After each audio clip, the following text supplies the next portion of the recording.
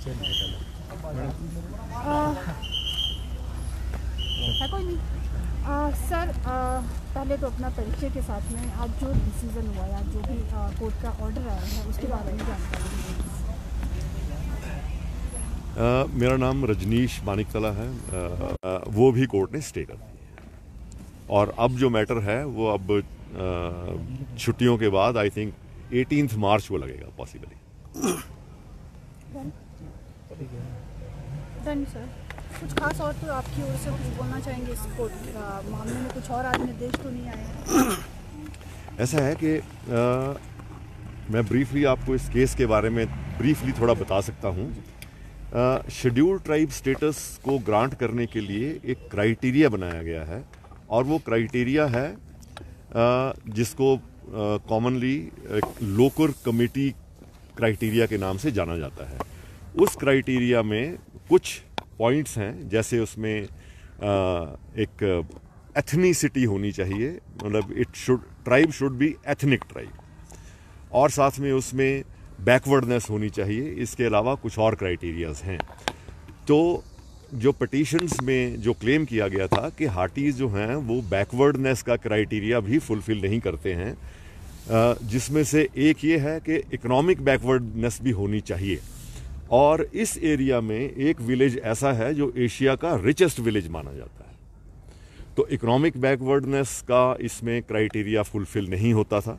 उसके अलावा literacy rate जो इस एरिया का है वो नियरली 80% के आसपास है, तो एजुकेशनल बैकवर्डनेस का क्राइटेरिया भी फुलफिल नहीं होता है।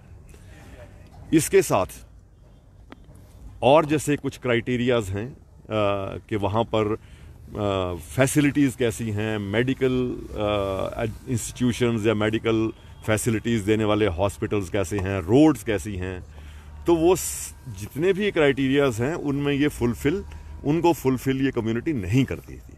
इसलिए कोर्ट ने ये सारी चीज़ें कंसिडर करते हुए इस कॉन्स्टिट्यूशनल अमेंडमेंट को स्टे कर दिया है और अब इसकी सुनवाई जो होगी वो फाइनल हियरिंग के समय में होगी और वो पॉसिबली मार्च के महीने में फिर से शुरू होगी इसकी हियरिंग। सर ये पिटीशन किसकी ओर से दायर की गई थी? और 2 पिटीशन थी जी। इसमें एक पिटीशन जो है जिसको मैं रिप्रेजेंट कर रहा था, वो जो गुज्जर्स हैं जो ऑलरेडी एक शेड्यूल्ड ट्राइब है, उन्होंने चैलेंज किया था इस कॉन्स्टिट्यूशनल अमेंडमेंट एक्ट को। और दूसरी वाली जो थी वो जो शेड्यूल कास्ट लोग हैं वहाँ पर, शेड्यूल कास्ट कम्युनिटी में आते हैं, वो दूसरी पिटीशन उन लोगों के द्वारा फाइल की गई। ये दोनों उसी क्षेत्र से बिलोंग करते हैं, दोनों समुदाय?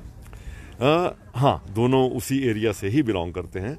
शेड्यूल कास्ट का बेसिकली क्या है, शेड्यूल ट्राइब्स कहीं के भी हों, जिस समय में कोई कम्युनिटी मान लीजिए कि उसको आप शेड्यूल्ड ट्राइब डिक्लेयर कर रहे हैं, तो आप काफ़ी सारे लोग ऐसे हैं और ऐसे होंगे जिनको आप शेड्यूल्ड ट्राइब के दायरे में ला रहे हो। तो मान लीजिए कि पहले 100 लोगों को इसका बेनिफिट मिलता था, तो अब जो और इंक्लूड कर रहे हैं उसमें 200 लोग हो जाएंगे।